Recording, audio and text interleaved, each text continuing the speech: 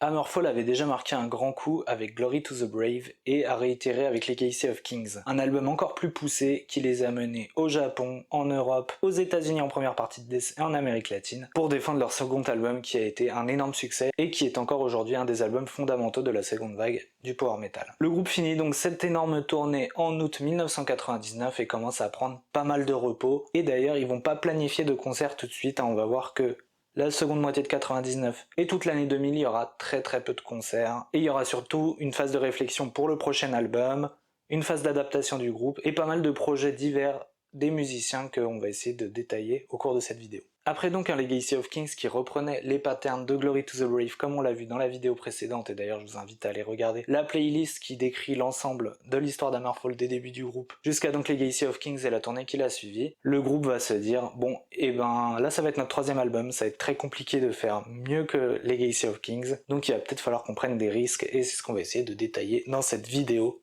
L'histoire de l'album Renegade. Alors déjà le groupe n'est pas complètement inactif pendant cette période, ils vont continuer à enregistrer des reprises, notamment au GM Studio où ils vont enregistrer We're Not Gonna Make It de Twisted Sisters, et enfin Breaking the Law de Judas Priest. Moment intéressant parce que Breaking the Law ça fait un bon moment qu'ils le jouent en live, avec Oscar Droniak du coup le guitariste qui chante assez souvent, ils inversent un petit peu les instruments sur cette reprise live, et notamment en fait Breaking the Law c'est un des premiers morceaux que les premières moutures d'Hammerfall ont joué même avant de faire leur premier album. Donc voilà, c'est un morceau qui est assez particulier dans la carrière d'Hammerfall, et là ils l'ont enfin immortalisé en studio. Ces morceaux de reprise, à chaque fois ils les enregistrent, mais ils se les gardent sous le coude, ça va servir à faire des bonus, à apparaître sur des compilations ou encore des fast beat singles. Si vous vous rappelez bien, Joachim Kantz, avant de rejoindre Hammerfall, avait un projet qui s'appelait Mrs. Hippie. Ce projet n'a pas donné grand chose, mais lui a permis de choper quelques contacts qui lui ont ensuite permis d'être en contact avec Hammerfall et donc de rejoindre le groupe. Ce projet Mrs. Hippie, c'est une espèce de projet de stoner rock un peu particulier, mais il y a quelque chose qui dérange Joachim, c'est que les compositions elles sont prêtes, en fait elles sont au fond d'un tiroir, elles sont là, et il a un peu un sentiment d'inachevé, d'incomplétude avec ce projet, et donc en fait il va recontacter les anciens musiciens, il va réussir à avoir un petit deal avec Metal Blade Records, et ils vont enfin enregistrer donc le seul et unique album de Mississippi, Lotus. Joachim est très clair là-dessus, Hammerfall c'est le projet numéro 1, c'était histoire enfin de matérialiser cette musique et d'en sortir un vrai album, et Mississippi n'aura pas de suite probablement, et d'ailleurs en 2025 il n'y a toujours pas eu de suite. Donc voilà, Joachim voulait faire ça, l'a fait, et du coup en fait il a un petit peu profité du coup de cette période de pause et d'inactivité d'Hammerfall, en tout cas avec le peu de concerts qu'ils ont donné, pour finir un projet qu'il avait commencé avant de rejoindre Hammerfall. Par ailleurs, il va être invité à chanter sur un album qui s'appelle Word of Nostradamus du groupe Nostradameus, un groupe de power metal suédois. Alors déjà Joachim va chanter seulement sur la dernière piste qui s'appelle One for All, All for One, et du coup moi qui me fait penser au refrain du morceau Hammerfall du premier album Glory to the Brave. Joachim déclarera en interview que pour lui c'est la meilleure musique de l'album, et que d'ailleurs il comprend pas trop pourquoi les musiciens l'ont pas mis en première partie, et aussi en interview il dit qu'il avait été très peiné de dire aux musiciens qu'il n'aimait pas trop leur album parce que il trouvait que ça manquait de personnalité, ça ressemblait trop à Halloween des débuts. Alors moi je trouve cette anecdote elle est assez rigolote dans le sens où Joachim là il commence déjà à avoir de la notoriété, donc il a un peu une certaine prestance et il va expliquer au petit groupe un peu ce qu'ils doivent faire. Bon ça on peut y voir de l'arrogance, moi j'y vois plus ça en mode il donne des conseils tout simplement, lui il trouve que la musique manque encore de personnalité, mais aussi le fait qu'il chante sur un album, le premier album d'un groupe de power metal suédois qui vient de signer sur AFM Records, je trouve que c'est plutôt sympa de sa part, il aurait pu complètement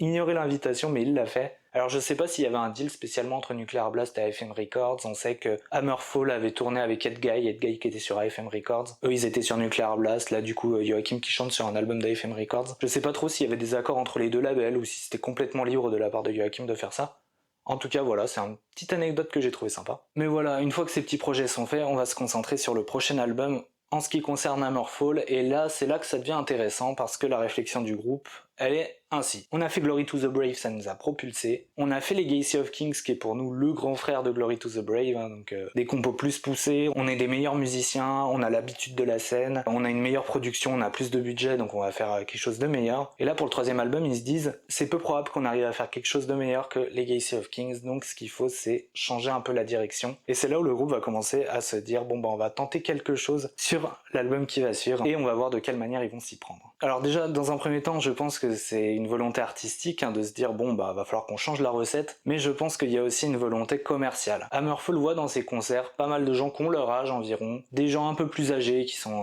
voilà des vieux fans de heavy qui aiment beaucoup Hammerfall, mais ils n'ont pas vraiment de jeunes en fait, ils n'ont pas vraiment d'adolescents qui viennent à leurs concerts et ils se disent faudrait peut-être qu'on vise un petit peu plus ce public. Et pourquoi ça? Et ben moi ma petite théorie c'est en fait tout simplement élargir le public, donc être plus connu, vendre plus d'albums, etc. Et puis aussi assurer un petit peu un futur Hammerfall, mine de rien, avoir un jeune public, ça t'aide dans les années qui suivent, à avoir ce public qui grandit, qui continue à te soutenir en concert, donc je pense qu'il y avait cette volonté de la part du groupe. Et c'est ça qui est assez particulier avec Renegade, c'est qu'en fait on pourrait étudier Renegade, on pourrait complètement ignorer la musique et prendre cet album d'un point de vue complètement marketing en fait. L'audience est ciblée, il y a toute une stratégie de communication qui est faite autour de ça. Ce qu'on veut, c'est cibler une certaine audience, on va dire, entre les 12 et 22 ans, on va dire, par exemple. Et donc, en fait, tout va être fait pour que cet album s'élargisse à un public plus élevé, quitte à faire grincer des dents certains vieux fans d'Hammerfall. Bon, vieux fans d'Hammerfall, on parle quand même d'un groupe qui a sorti son premier album il y a 3 ans. Et ça, je dis ça sous l'aveu de Oscar et Anders Johansson, qui, en interview, ont précisé que Renegade allait être un album qui allait être beaucoup plus commercial. Ils disent que c'est un album qui a pour vocation à s'ouvrir à un public plus large, mais que ceux d'après ne suivront pas forcément cette démarche. Donc déjà, moi je trouve ça quand même déjà cool qu'en interview, ils assument complètement ce côté-là pour Renegade. Il y a une première décision qui va pas être simple de la part du groupe, c'est de se dire qu'ils ne vont pas enregistrer le prochain album au studio Fredman, le studio Fredman qui a fait le bonheur des auditeurs d'Hammerfall avec Glory to the Brave et surtout Legacy of Kings, le son de Fredrik Nordström qui donne une patate assez énorme au son d'Hammerfall. Et là, Hammerfall se disent en fait on aimerait bien suivre les traces d'Accept. Leurs grandes idoles c'est Accept et en fait ils savent qu'il y a un studio aux États-Unis qui cible en particulier et c'est celui-là qu'ils vont réussir à obtenir. Ce studio, c'est le studio Worldwide qui vont complètement visé parce qu'en fait il est dirigé par Michel Wagner qui est un producteur et en fait qui était le premier guitariste d'Accept alors que le groupe s'appelait encore Band X. Il a quitté le groupe peu après pour devenir producteur, est parti aux États-Unis et a notamment produit plusieurs albums d'Accept: Breaker, Restless and Wild, Balls to the Walls, Rich and Roulette et aussi le moins connu quand même Predator. Moi je le connaissais pas avant de faire cette vidéo par exemple. Michel Wagner, c'est quelqu'un qui a un palmarès qui est long comme le bras, notamment il a participé dans le mixing de grands albums comme Master of Puppets de Metallica, So Far So Good So What de Megadeth. Il a également participé au No More Tears d'Ozzy Osbourne ou encore au Chameleon de Halloween. Et là on peut se dire que ça va être très très compliqué d'avoir un tel producteur parce que c'est quelqu'un qui a une énorme réputation et en fait il choisit carrément les albums qu'il produit. Sauf qu'en fait le succès d'Hammerfall est tellement énorme qu'un deal est assez rapidement conclu entre Nuclear Blast et Michel Wagner et donc ils vont en fait aller partir aux États-Unis enregistrer ce nouvel album. Le budget qu'alloue Nuclear Blast à Hammerfall est inédit. En fait, à lui seul, il dépasse le budget des 2 précédents albums réunis. Et donc le groupe va être dans d'excellentes dispositions pour faire cet album qui suit. Ils n'ont pas besoin de faire des concerts en plein milieu de l'enregistrement de l'album comme ils ont pu le faire pour Legacy of Kings. Ils sont tranquilles, ils sont pépères, ils ont tout leur temps pour composer. Et on va voir que cette phase de composition, elle est quand même vachement importante dans le son de Renegade. Alors déjà, on change pas une équipe qui gagne, c'est toujours Joachim Kantz, Oscar Droniak et Jesper Strömblad à la composition. Mais déjà, il y a quelque chose qui change, c'est que Stefan Helmgren est crédité sur un morceau de cet album. Donc déjà, Stefan Helmgren a contribué à la composition de l'album, même si c'est juste pour un morceau. Et l'autre grosse différence, c'est que Jesper Strömblad va beaucoup moins composer pour cet album. C'est la première fois qu'on va avoir des compositions qui vont être signées que par Joachim Kantz et Oscar Droniak. Et Jesper va apparaître, mais en gros, il va être dit en interview qu'il a quand même bossé sur certains ponts, certains moments de guitare, mais que il s'est pas non plus impliqué que ça comparé aux albums précédents. Et ça, mine de rien, c'est quelque chose qui va se ressentir parce que Jesper Strömblad a laissé quand même une grosse patte sur les 2 premiers albums du groupe, notamment le premier, un petit peu moins le deuxième et du coup encore moins le troisième. Et en fait ça annonce le fait que Jesper va peu à peu se retirer du projet Hammerfall. Il est complètement pris à 100% par In Flames. Il commence un petit peu à se démotiver d'Hammerfall de ce que j'ai compris, mais en fait c'est resté assez vague les raisons de son départ complet et de son retrait complet du groupe pour le coup. Donc voilà, ça peut être que des hypothèses, j'ai l'impression qu'il y a eu un manque de motivation. Et d'ailleurs en interview, il y a aussi d'autres hypothèses qui sont apparues, c'est que on sent que Joachim Kantz et Oscar Droniak en avaient un peu marre que Hammerfall soit considéré comme le side project de Jesper Strömblad d'In Flames. Ils voulaient reprendre un petit peu l'image et le contrôle du groupe pour pas que ça apparaisse comme un side project. Et donc en fait, le retrait de Jesper avait l'air d'être quelque chose qui les convenait tous. Donc c'est quelque chose qui s'est fait relativement assez naturellement de ce que j'ai compris. Et d'ailleurs dans une interview, Joachim Kantz va carrément en fait dire une phrase en mode ouais, Renegade, on a trouvé la vraie identité d'Hammerfall parce que c'est plus Oscar et moi qui sommes sur les compositions Avant bien sûr, j'espère avait une part très importante, il est très important dans le groupe, mais j'ai l'impression plus ou moins qu'on a vraiment trouvé une identité sur cet album. Donc la déclaration, voilà, bon, je vous l'ai faite un petit peu approximativement, je vous l'ai pas faite mot pour mot. Il ne fait aucun doute que le groupe, voilà, cherchait à se reconstruire et à présenter la nouvelle identité du groupe en insistant bien sur le fait que c'est Oscar et Joachim qui sont majoritairement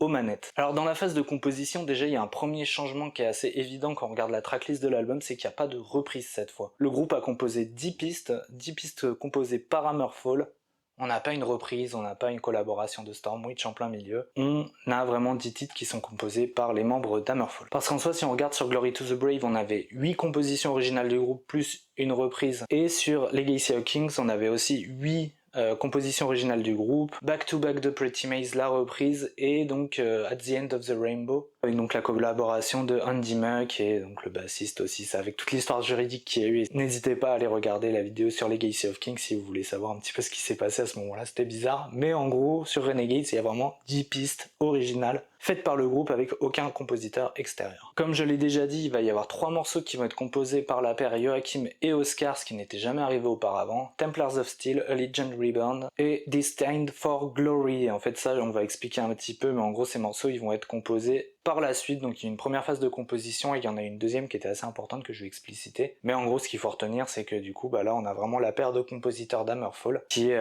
toujours active aujourd'hui, hein, toujours celle qui produit le plus de morceaux. Mais donc voilà, ce qu'il faut retenir c'est que voilà, ça va être Oscar et Joachim qui vont être majoritairement aux manettes à partir de cet album. Autre fait assez intéressant sur la tracklist de cet album, c'est qu'il y a pour la première fois un morceau instrumental qui s'appelle Raise the Hammer, et du coup c'est là où Stephen Hemgren va intervenir dans la composition et va être crédité. Alors c'est assez particulier la musique d'Hammerfall parce que autant moi c'est une musique que j'adore, autant c'est pas non plus la musique la plus technique qui existe. On n'a pas des gigantesques solos de guitare absolument incroyables, on a des solos de Ivy super efficaces qui respectent les codes du style, mais voilà, on n'a pas des guitaristes qui se mettent en avant. On a quand même quelque chose qui est quand même un petit peu plus axé sur la voix, sur la rythmique et sur le riff, hein, elle accepte comme j'ai dit, mais on n'a pas quelque chose qui va mettre extrêmement en avant les guitares comme pourrait l'avoir d'autres formations du même genre. Donc une piste instrumentale c'est quand même une belle prise de risque de la part du groupe, et donc évidemment Stephen Hemgren va devoir mettre la main à la pâte pour faire des mélodies assez intéressantes, des solos assez intéressants, et donc c'est pour ça qu'il va être crédité sur ce morceau selon moi. Dans la composition, encore une fois une prise de risque, c'est sur le début de l'album, hein, là où Glory to the Brave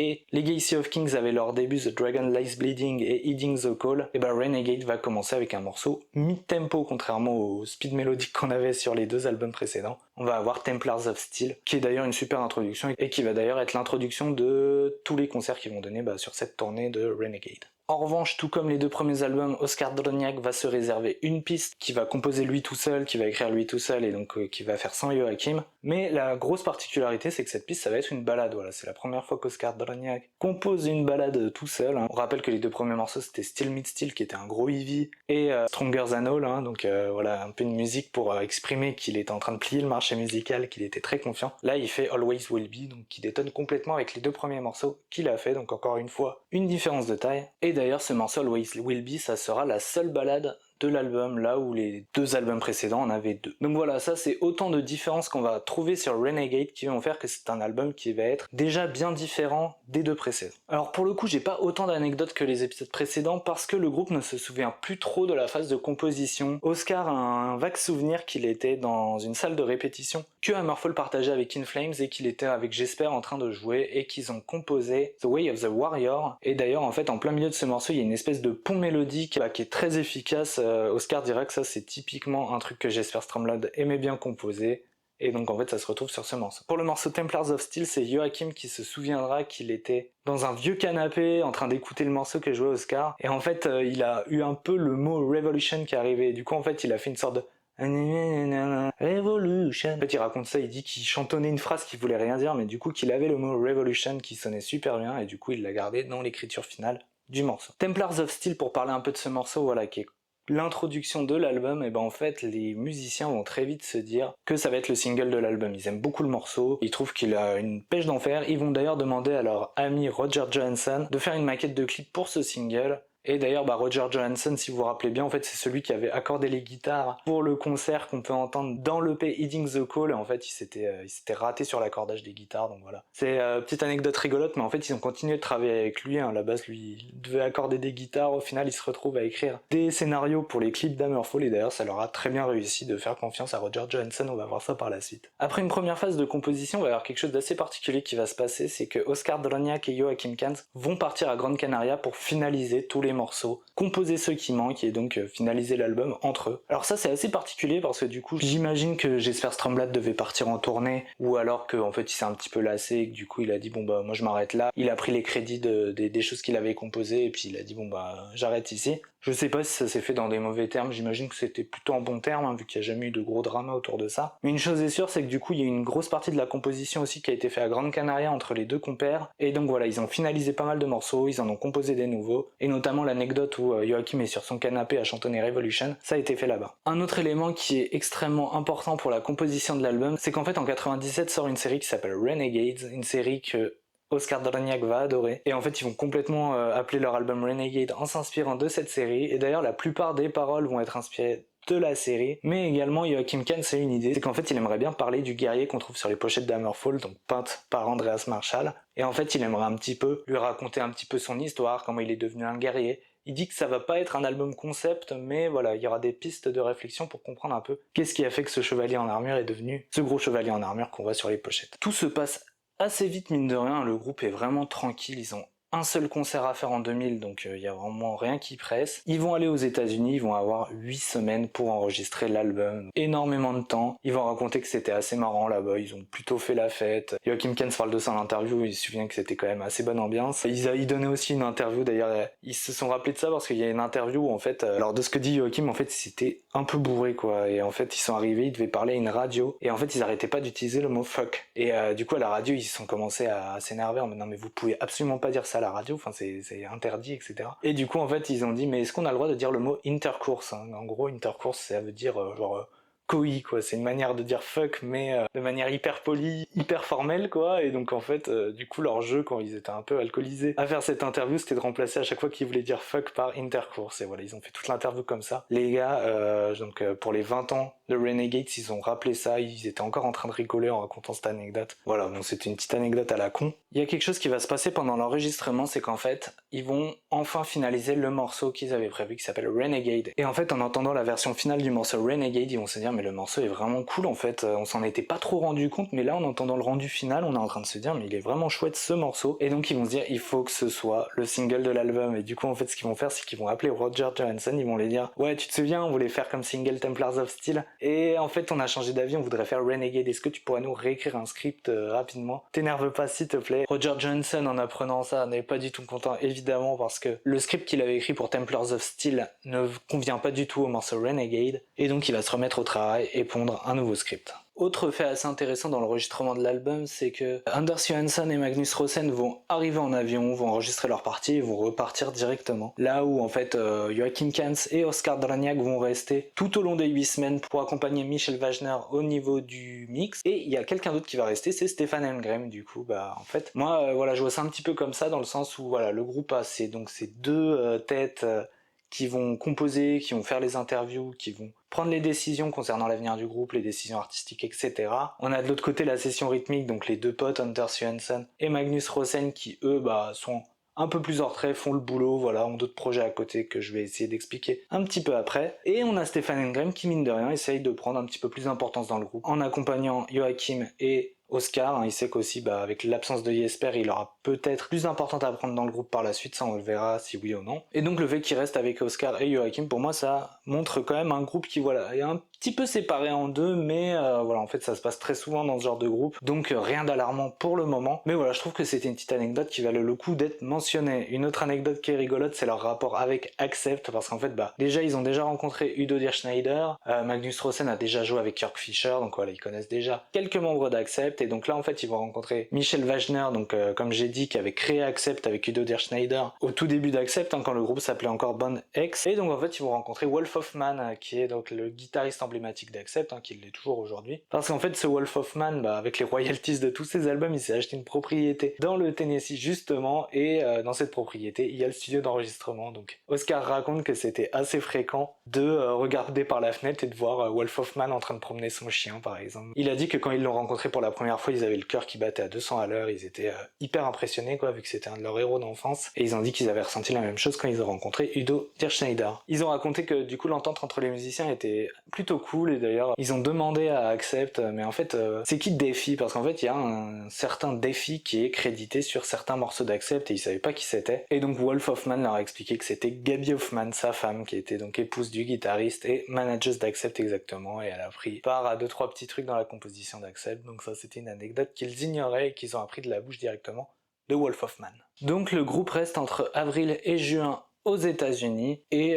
donc au cours de ces 8 semaines ils vont enregistrer l'album. Alors quand je dis que le groupe change son son, prend des risques, alors oui et non, ça reste du Hammerfall, ça reste du riff à la Accept, ça reste des compos super efficaces avec des refrains mémorables, le chant au perché de Joachim Gans, etc. Et notamment dans le marketing, Nuclear Blast va se dire c'est pas parce qu'on change la recette qu'on va tout changer, et du coup ils refont appel à Andreas Marschall pour faire la pochette, où là cette fois on va Hector avec son cheval qui vient de foutre le feu à un château. Moi je trouve que c'est un choix qui est quand même relativement logique, sachant que l'album parle un peu de ce guerrier Hector, donc de refaire appel à Andreas Marschall qui l'a immortalisé, et je trouve que c'était un choix complètement logique, même si le son va un peu changer. Le groupe va revenir en Europe et va faire son seul concert en Espagne le 12 août 2000, et notamment en fait dans la setlist il va y avoir 4 morceaux de Glory to the Brave, 4 morceaux de Legacy of Kings, et il va y avoir 2 inédits. Du coup ils vont jouer pour la première fois Renegade et We Keep the Flame Burning lors de ce concert. Ça c'était pour le 12 août, et du coup le 21 août 2000 ils vont sortir le premier single, Renegade. L'EP il est là, et en fait j'avais déjà expliqué dans la vidéo précédente qu'ils avaient enregistré Run with the Devil, qui est donc une reprise de Heavy Load, et Head Over Heels, qui est une reprise d'Accept, et donc en fait qui vont mettre sur ce petit EP ou ce single, et donc en fait ils vont sortir Renegade, donc voilà, avec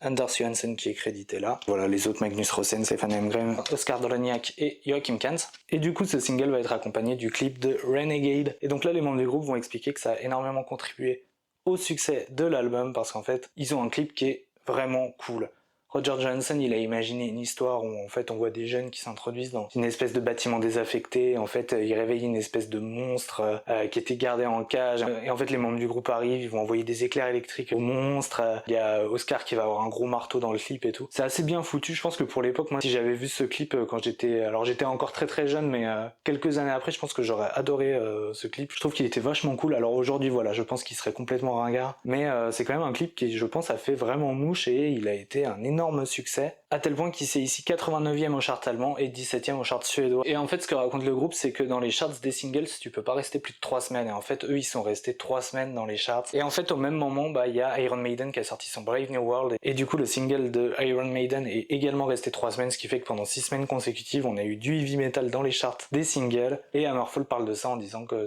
c'était le retour du heavy metal quoi. Les gens allaient acheter leur album des Spice Girls de Madonna, et en même temps ils prenaient leur album d'Hammerfall, d'Eminem. Donc c'était assez cool. D'ailleurs il y a un petit truc qui est assez rigolo dans le clip de Renegade, c'est que du coup le groupe de jeunes qui rentrent dans le bâtiment désaffecté, c'est pas du tout des jeunes qui ont l'air d'être des métalleux, il y a pas de cheveux longs, il y a pas de veste à pages, de t-shirt Metallica, de que sais-je quoi, du stéréotype du métalleux. Non, en fait c'est des jeunes qui ont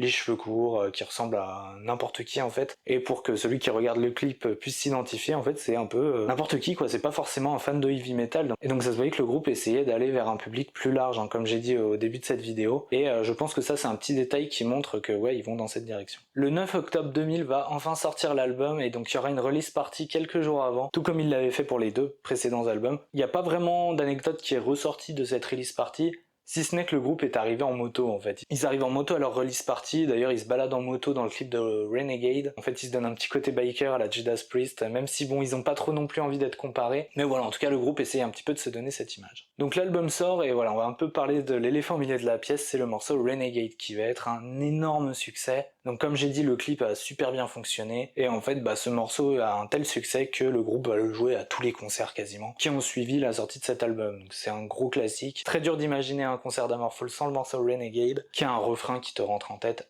assez facilement, comme pas mal de morceaux d'Hammerfall, mais alors celui-là encore plus. Pour parler de la musique et rapidement de mon opinion sur Renegade, moi je pense que c'est un excellent album. Alors oui, le son va changer, on va un petit peu voir ça, le fait que sur les réactions ça a été souligné. On a un son qui se veut un peu plus moderne, un peu plus proche voilà, d'un son un peu grand public. Hein. Mais voilà, l'esprit d'Hammerfall est encore là. Moi je trouve que sur cet album il y a une face A qui est absolument indétrônable, hein, celle qui va donc de Templars of Steel jusqu'à Always Will Be, et notamment pour les morceaux Living in Victory, que moi c'est un de mes morceaux préférés d'Hammerfall. Pareil pour We Keep the Flame Burning, pour moi c'est deux gigantesques morceaux. Face B, voilà, je l'aime un petit peu moins, même si je trouve qu'il y a le morceau The Champion qui est vraiment génial, qui est une super composition aussi, mais qui sont jamais trop joués en concert. Et voilà, moi je pense que en fait c'est un album, moi je l'ai découvert après avoir découvert les deux premiers, donc mine de rien en fait j'ai un peu senti le changement de production et j'ai trouvé ça vachement cool. Je trouvais que ça donnait un côté rafraîchissant au groupe, que voilà, ils continuaient d'évoluer leur musique. Moi c'est un album que j'aime beaucoup, Renegade, facilement dans mes préférés de Hammerfall avec les deux premiers. La réception de l'album elle est quand même globalement positive, dans le sens où en fait quand la presse apprend que Renegade va être enregistré au Worldwide Studio, il y a un peu des réserves parce que bon, Michel Wagner, ok, c'est un grand producteur, il a participé au Master of Puppets de Metallica par exemple, à plein d'albums d'Accept très cultes, mais en fait ça fait quelques années que le studio est un peu en perte de vitesse. Par exemple dans les productions récentes du studio, il y a l'album solo de Roland Grappo, Ex Halloween, il y a Low et Demonic de Testament, il y a aussi l'album solo de Wolf of Man. Donc voilà, c'est pas des albums qui sont foncièrement mauvais, mais c'est pas des albums qui ont eu un gros succès non plus, donc le studio voilà n'est plus en train de faire les gros breakers d'Accept ou les Master of Puppets de Metallica, mais voilà, le studio a quand même son aura, et quand même les gens se disent bon, on va plus y avoir le son du studio Fredman, qu'est-ce que ça va donner? Et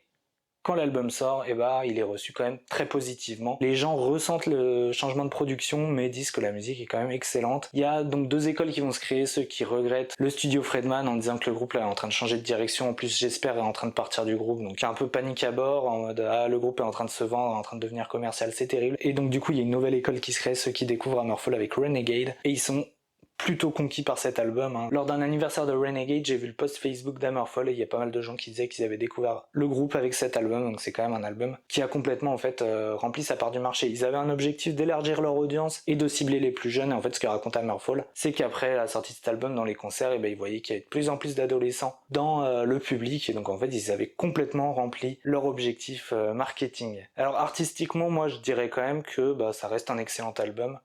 Je comprends qu'on puisse être déçu si on a connu les deux premiers et que Renegade arrive avec le changement de son, c'est un peu plus compliqué. Moi je trouve qu'artistiquement ils se sont absolument pas trahis, et au contraire il y a vraiment, comme j'ai dit, la face A de cet album qui pour moi est un indispensable du power metal. L'album va très très bien se positionner, premier en Suède, 17e en Allemagne, 34e en Finlande, 43e en Autriche et 72e en Suisse, donc c'est quand même encore un gros succès en Europe. L'album va être vendu à plus de 40 000 copies et va avoir le statut de disque d'or. Et sur la page Facebook d'Hammerfall, donc comme j'ai dit, il y a pas mal de gens qui ont dit qu'ils avaient découvert l'album grâce à Renegade, et il y a un ancien journaliste qui a commenté en disant que il était en train d'interviewer Joachim Kans dans une chambre d'hôtel quand Joachim a reçu un appel, et en fait on lui a appris que l'album était en train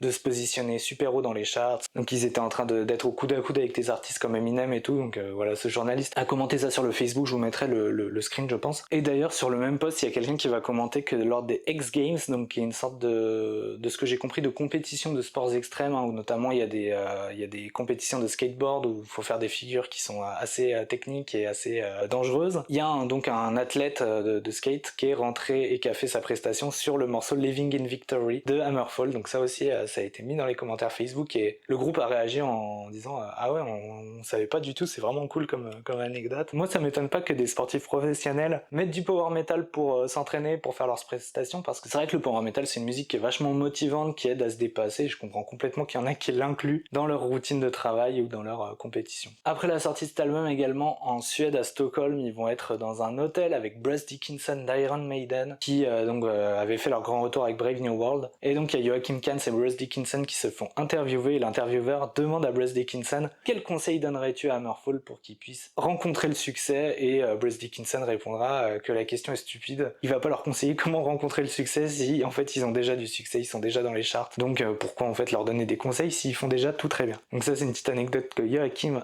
a mentionné en interview, non sans une certaine fierté, et je peux le comprendre. Le 16 janvier 2001, donc un an et demi après la fin de la tournée de Legacy of Kings, le groupe va repartir en tournée, une tournée mondiale qui va donc comprendre des dates en Europe et en Amérique latine, mais où ils vont pas aller aux États-Unis, ils vont pas aller au Japon. Ça, j'ai pas trop eu d'explication. De ce que je comprends, ils gardaient les États-Unis pour l'album d'après. En tout cas, ils font un premier concert à Hambourg et il y a une petite anecdote qui est rigolote, c'est qu'à ce concert, il y a quelqu'un dans le public qui s'appelle Yann Oidium et en fait, lui, il est dessinateur de BD, il est très marqué par l'image d'Hector, donc le Templier, il est très marqué par l'accoutrement qu'a Oscar Dorniak lors de ce concert. Il le voit comme un personnage de BD, en fait, il va créer une BD qui s'appelle Templars of Steel, une BD faite par un fan donc, et en fait, il va faire un appel aux fans en cherchant 5 fans très dévoués du groupe pour faire partie des personnages qui vont accompagner le guerrier dans sa quête de trouver le Templier d'acier, donc le Templars of Steel, et donc en fait il va partager cette BD à Hammerfall et Joachim Kahn va lui envoyer un mail en lui disant que ce qu'il fait c'est vraiment génial, ils sont très touchés de voir que cette BD existe sur le groupe. Il lui dit que pour le moment malheureusement ils vont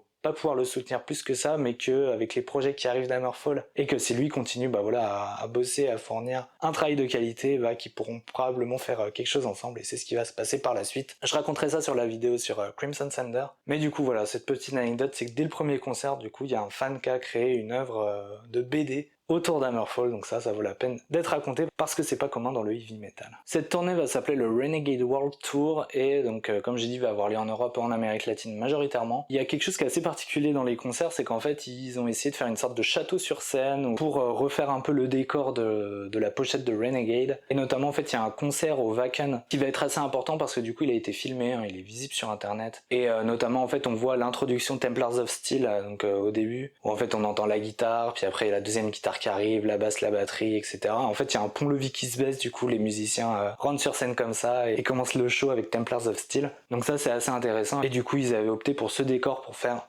cette tournée. Alors il n'y a pas grand chose d'intéressant à dire sur cette tournée, malheureusement en fait les musiciens n'ont pas spécialement de souvenirs à raconter, tout s'est globalement bien passé. J'ai regardé les setlists, il n'y a aucun morceau qui est très intéressant à analyser, il n'y a pas une reprise ou un morceau un peu spécial fait à telle date. C'est tous les morceaux de Renegade ont été joués, sauf The Champion, qui aura été joué une ou deux fois dans un medley je crois de Renegade, mais The Champion n'a jamais été joué. Il y a quelques morceaux qui ont été joués comme Living in Victory ou Disdain for Glory, mais en fait qui vont pas être joués par la suite. Et donc voilà, et Living in Victory, malheureusement j'ai jamais trouvé de clip où on les entend le jouer en concert alors que c'est un de mes morceaux préférés, donc je suis quand même plutôt déçu. Mais ce qu'il faut comprendre aussi, c'est qu'il y a quand même eu une bonne période de pause avant cette tournée mondiale, avant la sortie de l'album, et en fait du coup les musiciens d'Hammerfall, chacun ont un peu fait leur petit projet, commencé à poser des graines sur d'autres collaborations. Stefan Emgren est déjà en train de penser à un projet solo, il y a Magnus Rosen qui a sorti son premier album solo, où notamment il y a Anders Johansson qui joue dessus. Donc voilà, le groupe s'éparpille un peu, en plus on avait dit que Joachim Walla avait enregistré avec Mississippi, notamment en fait il va recevoir également lui une proposition au cours de l'année 2000, alors je sais pas quand exactement, c'est Bill Tsamis qui le contacte dans The Warlord et il va lui dire écoute, avec Warlord on aimerait bien refaire un album, on a besoin d'un chanteur, est-ce que ça te dirait? Et donc Joachim, les yeux fermés, il dit oui parce que c'est un de ses groupes préférés. Donc en fait il déclare en interview que voilà, avec Warlord ils sont en train de travailler ensemble, ils ont des démos, ils vont enregistrer un album, mais par contre que ça n'allait en rien affecter l'activité d'Hammerfall. Mais comme on voit, on a déjà un peu tous les musiciens qui commencent à s'éparpiller. Comme j'ai dit, Magnus Rosen, son album solo en plus, du coup c'est avec Anders Johansson et c'est sur le label Heptagon Records qui est le label d'Anders Johansson.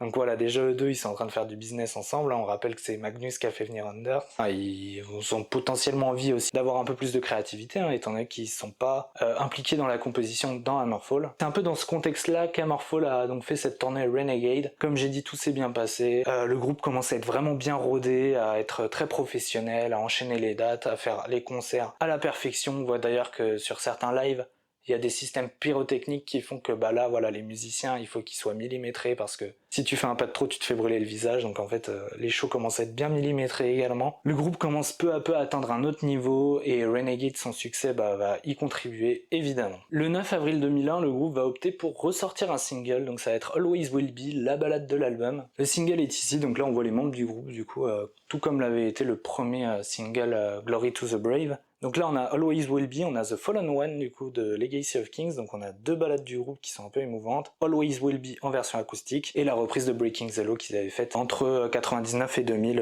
au LM Studio. Et donc petite anecdote sur ce morceau, c'est qu'en fait Always Will Be, en interview il y a quelqu'un qui a demandé à Joachim, ouais j'ai entendu que Always Will Be, Oscar l'avait écrite pour la mort de son père, et en fait Joachim va dire non pas du tout, ça c'est une rumeur. En revanche Oscar a écrit Always Will Be parce qu'il est sorti d'une rupture compliquée, une rupture amoureuse amoureuse, et en fait il avait besoin un peu d'écrire un morceau comme ça pour l'aider à passer à autre chose. Et Joachim ajoutera que lui il avait fait pareil avec le morceau Glory to the Brave pour un peu faire le deuil de son grand-père, hein, qu'il admirait beaucoup. Et voilà, il raconte que chacun a un petit peu son interprétation du morceau. C'est pas parce que lui l'a écrit pour cette raison qu'on peut pas écouter le morceau d'une autre manière. Et notamment il dira qu'avec le groupe Pegasus, donc le groupe de power metal avec lequel ils avaient tourné sur le début de la tournée Legacy of Kings, il dira qu'un des musiciens de Pegasus est allé le voir et lui a dit que il avait beaucoup écouté Glory to the Brave, le morceau, parce que en fait il venait de perdre son chien et que ce morceau l'avait aidé un peu à faire son deuil également. Donc Joachim Kahn se raconte un peu non sans fierté que tout comme Always Will Be, ils essayent de faire aussi des musiques qui aident les gens à traverser des moments douloureux, quoi. Donc voilà, ça c'était la petite anecdote pour Always Will Be, ça venait d'une rupture amoureuse de Oscar Doloniak. Dans les 60 dates qui ont été faites lors de cette tournée, il y a eu 4 dates en France, une au Rock School Barbet à Bordeaux, une à la Laiterie à Strasbourg, une au Splendide à Lille et une à l'Élysée Montmartre à Paris. Donc si tu as fait partie d'un de ces concerts, n'hésite pas à me dire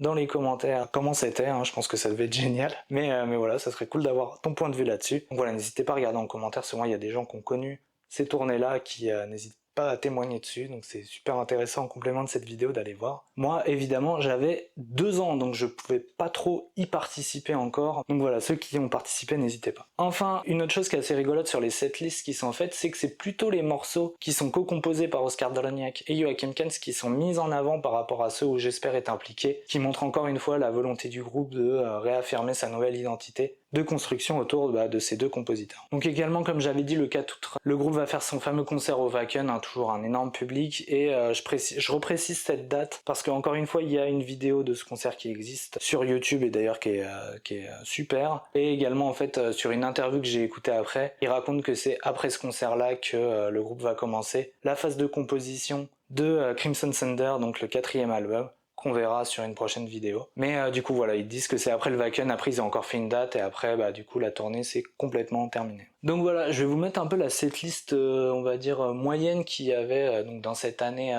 2001 du coup, vu que la majorité des concerts ont été faits en 2001. Comme j'ai dit, donc une prépondérance des morceaux co-composés entre Oscar et Joachim. Un autre fait marquant du coup, c'est que le morceau The Champion n'a jamais été joué en live, si ce n'est qu'un petit morceau dans un medley qu'ils ont fait par la suite. Le morceau Living in Victory, il aurait été joué cette année-là, mais j'ai jamais trouvé de version live malheureusement. Si vous en avez une, n'hésitez pas à me la partager parce que j'en cherche une. Également, alors un dernier point, mais en fait il y a quelques années, le groupe a publié un Renegade 2.0. Peut-être que j'en parlerai par la suite, mais en tout cas pour en toucher 2 mots. C'est une nouvelle version de Renegade avec donc une nouvelle pochette et surtout une nouvelle production, la production de Fredrik Nordström. Donc en fait ils ont quand même réenregistré l'album avec Fredrik Nordström 20 ans plus tard pour se dire mais qu'est-ce que ça aurait donné en fait si Fredrik Nordström avait enregistré l'album. Je vous laisse faire votre opinion, c'est vrai que le son avec Fredrik Nordström est un peu plus rentre dedans, mais la production de Michel Wagner, en fait, selon les dires d'Hammerfall, c'était ce qu'ils voulaient à l'époque, ils en sont très contents. Comme on a dit, Renegade a complètement rempli les objectifs d'Hammerfall, s'ouvrir à un public plus large, sans renier leur identité, continuer à construire leur histoire, en développant l'histoire du guerrier Hector, et pour moi c'est un des albums fondamentaux de la discographie d'Hammerfall. Merci beaucoup de m'avoir écouté, c'était donc l'histoire de Renegade. Donc après les 3 premiers épisodes, je vous avoue que je suis hyper content d'avoir fait cette vidéo. C'est ma 4e vidéo sur le sujet.